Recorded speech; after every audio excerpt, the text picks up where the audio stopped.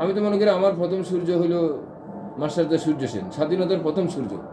যে সূর্য সেনকে হত্যা করে এই ব্রিটিশে যারা মানবাধিকার কথা বলে সাদা চামড়া, ওদেরকে ঘৃণা করা উচিত না, কিন্তু আমি মনে করি ব্রিটিশটা ঘৃণারও অযোগ্য। তারা নীল চাষিদেরকে যে অত্যাচার করেছে, তারা ক্ষুদির সূর্য সেনের লাশটা পর্যন্ত আমি পাইনি। আমার আমার সূর্য সেনের লাশ কোথায়?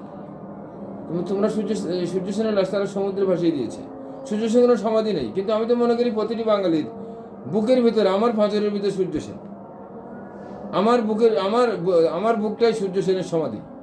ঠিক আমি বলবো, ঠিক স্বাধীন জাতির রাষ্ট্রের জনক বঙ্গবন্ধুর 32 যারা ভেঙে ফেলেছে, তারা জানে না প্রতিটি বাঙালির প্রতিটি বাড়ি মুজিব বাড়ি, প্রতিটি বাড়ি 32, এবং প্রতিটি মুক্তিযুদ্ধের চেতনা যারা ধারণ করে তাদের প্রতিটি বাঙালির বুকের ভিতরে পাঁজরেই মুজিবের ছায়াটা মিশে আছে।